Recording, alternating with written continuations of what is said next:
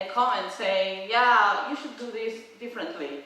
And then this person has to like upgrade all their code to whatever change in the code base during those 6 months. And then they do that differently, and then they have to wait who knows how many more months to get the code review, right? So if you do it that way, it doesn't work.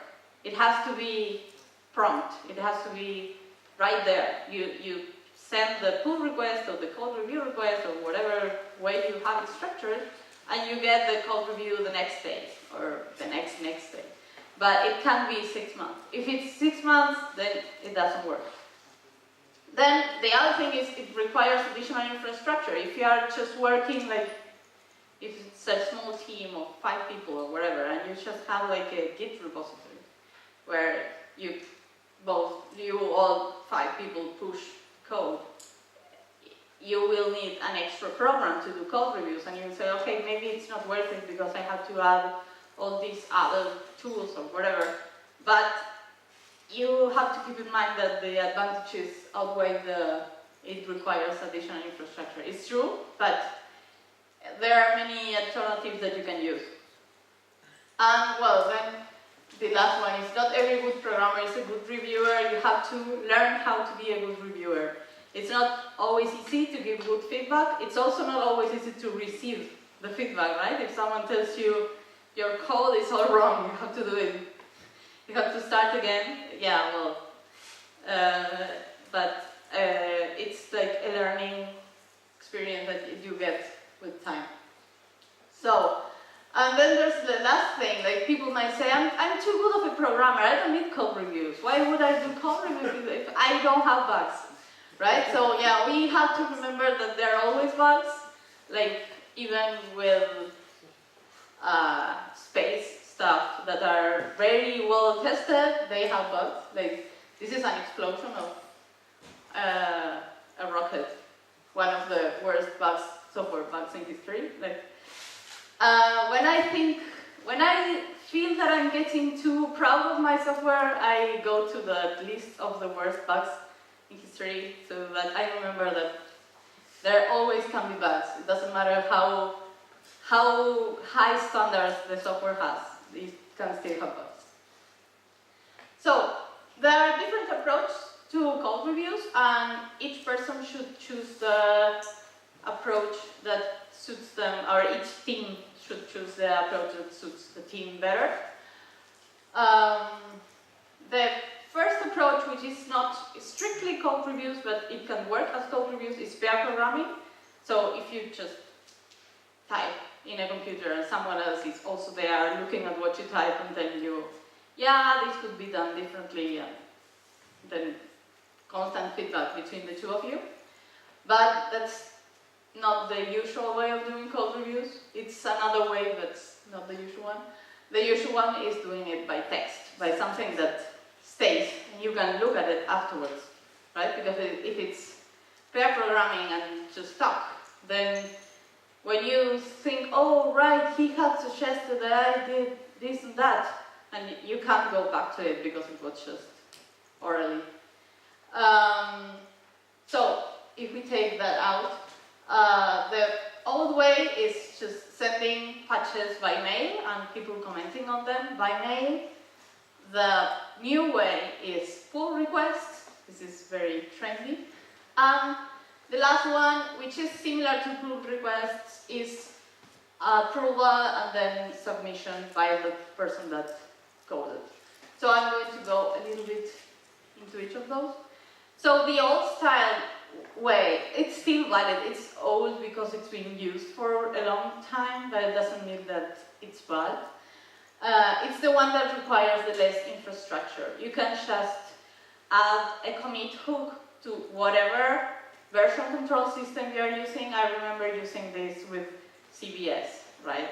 Like the prehistoric ages of version control system, and you could still do this. So it's very simple. You just add a hook that whenever someone commits something, it's sent to a mailing list. And so when this mail comes, someone replies saying, yeah, this is great, or take into account this, or I think this is wrong, or whatever, and necessary, this person that sent this original submission makes a fix to fix whatever was wrong. This is good because it keeps good communication for if everyone is subscribed to the mailing list. It means that everyone sees what's going on, so everyone knows what things are being committed and what comments are being made. But the problem is that if it's a big group of people, it's very likely that some things will get ignored. Because if you send a mail with a commit and nobody replies, what does it mean? Does it mean that everything was perfect? Or does it mean that nobody looked at it? Right? You will never know. So if the group is big and the number of commits is big, it gets out of hand because you can't really know if this was reviewed correctly or not. You have to develop a routine of, even if the thing is perfect, just say, hey, great work, or whatever, so that the other person knows that it was reviewed.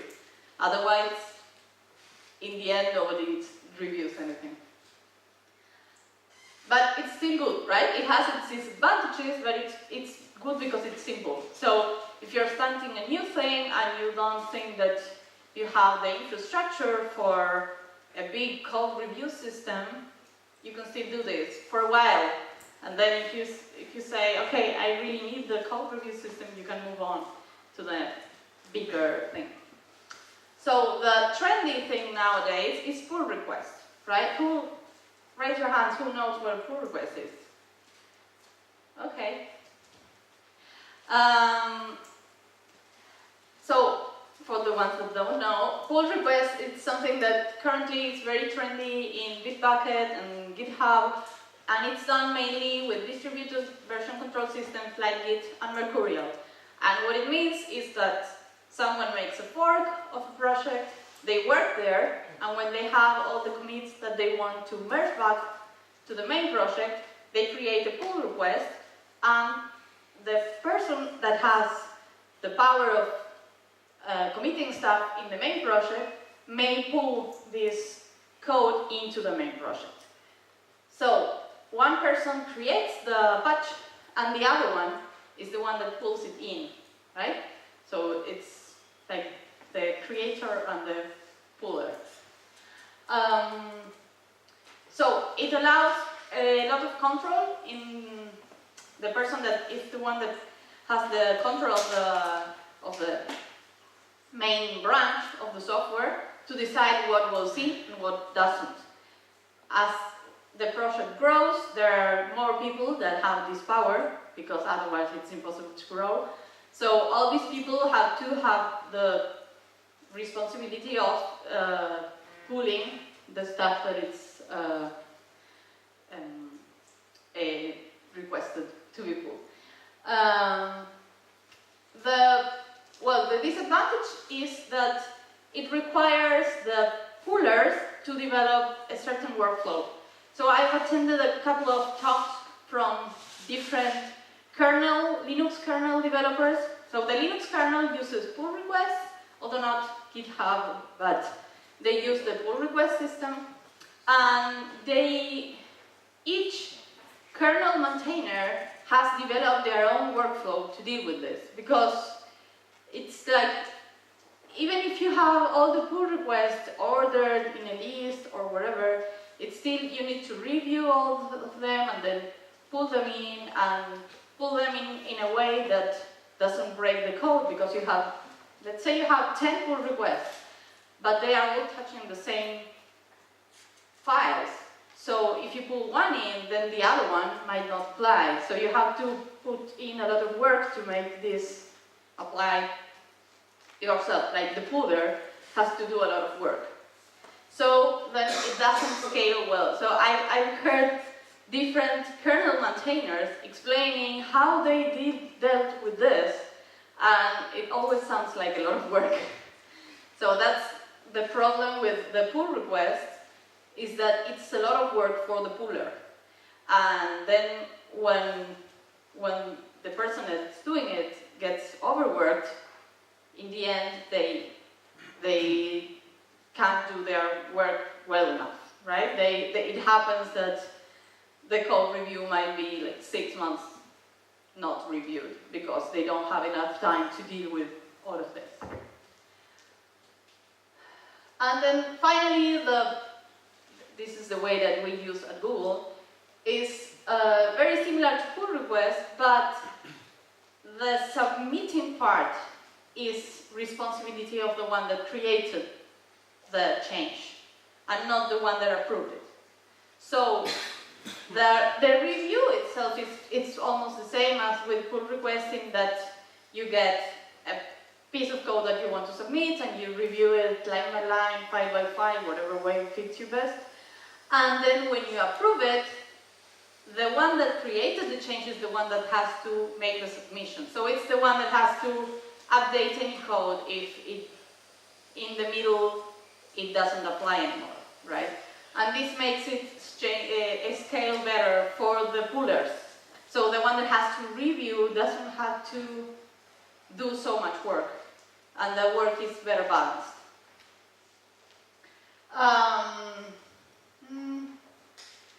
Well, this one can also be used with centralized systems. The pull request thing only works for distributed version control systems like Git and Mercurial, but this one can also be used like with Subversion or stuff like that. And well, right, it requires different infrastructure. So if you have a certain piece of software, like if you are using GitHub, you will most likely use the GitHub code review system, which is good enough for certain projects.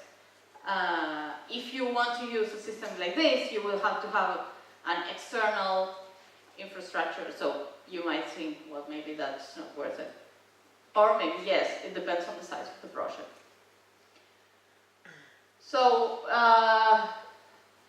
some code review tools, there are many code review tools. It's like when distributed control systems suddenly were trendy and we had tens or 20s of distributed control systems, and then in the end Git and Mercurial kind of won the battle. They didn't win it completely because we had two, but they almost like all the rest faded away. Now with the code review systems, it's also like that. Like every year there's a new tool claiming that it's the best. And the only way of knowing which tool is the best is to go and try them out, because otherwise you can't believe the website that says, oh, this code review system is better than all the others, and like all the websites say the same thing, right? So, but anyway, some of the ones that are available, the first one, Rietveld, was developed by Guido van Rossum in Python, originally based on what was used inside Google. So he made an open source project of what used inside Google for code reviews, and it's currently used by Chromium and the Go language. And then, so Rietveld works with Subversion and with Git. And Gerrit, it only works with Git, and it's written in Java, and it's used by the Android team, by LibreOffice, and like 12 or 20 other known projects, and many other unknown projects, of course. So Bitbucket and GitHub do provide their own tools, which you can't download and install, so they are not open source. But if you have your project hosted in Bitbucket and GitHub, you can use the tools provided by them. So I think that for small projects, it's a good solution to just start in one of these places and use what they are providing. And then if the project grows so much that the lightweight infrastructure that this site offers is not enough anymore, then migrate to something bigger, something with more infrastructure and that has like more options of things to do. So how does it work at Google? So as I said, it's the get approval thing where the creator of the change is the one that submitted it. Everything has to be reviewed at least by one person, but it might be have to be reviewed by more people, depending on what the change is. So everyone at Google can change anything, any piece of code that is out there, but to get it approved, it has to be approved by someone who is in the owner's list of people. Like if I want to fix Gmail, I will need an approval from a Gmail developer, right? I can't get approval from someone that's not in the owner's list. And then there's this other interesting thing, which is not so. The owner's part is very much understandable, because in the pull request where you have like the puller is the owner, right? The one that has permission to pull into the tree is the same as the owner in this case. But then there's the readability part, which is to be able to get approval for something written in Java, you need either you or your reviewer have to be approved to write code in Java. And this approval to write code in Java is called readability. And the same for any language. If I want to submit Python code, I need to have Python readability. And if I want to submit Go, I need my reviewer to have Go readability, right? So this ensures that the code written